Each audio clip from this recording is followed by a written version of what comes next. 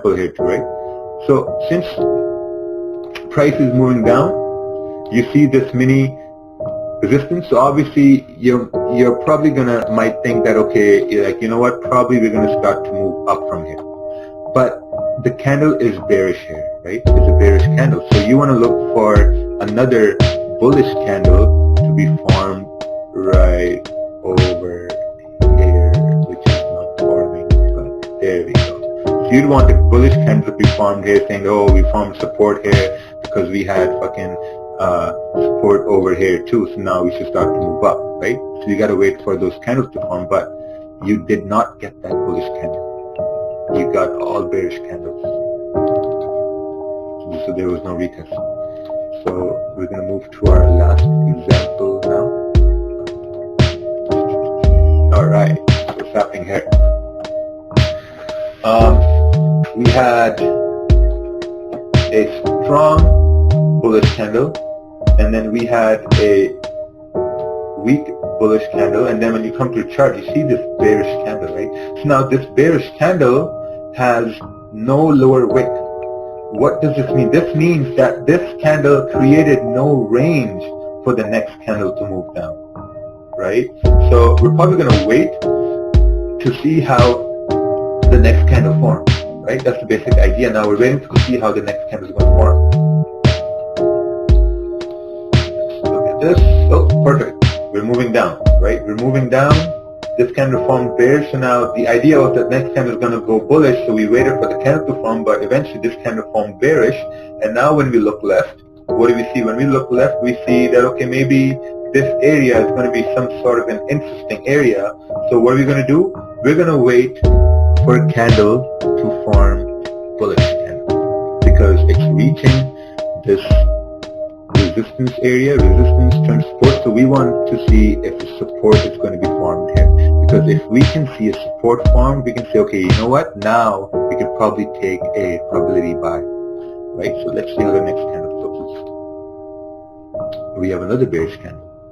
Do we enter now? Some guys are going to enter now saying, oh, look, the candle formed with no wick, so we're going to enter now and take a buy. But it's risky. Look what happened here. This candle had no wick, but the next candle went down. You know, so it's a probability. So now you have to, so if you're looking for buys, you need to wait for a candle to form bullish. But you can't even take a sell here because you're at this very strong resistance turn support, you know, so you can't even take a sell because next candle can just move up or next candle can just move down. But if next candle moves down below this area, let's say, where's my arrow? Yeah, below this area, then you know, okay, we're probably going to move down over here, right? Destination. So we're going to wait to see how this candle forms. There we go. We have this weak bearish candle. What do we do? So these, now you have to understand, these are 30-minute candles, right? These are 30-minute candles, man. So you're waiting. So what did you do? You waited 30 minutes.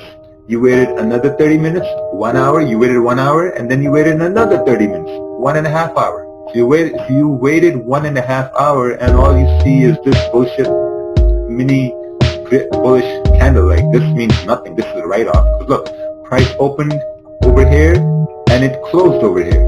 There's nothing. See, so now again, you're waiting. You're waiting to see what's happening next, right? Let's wait and see what happens.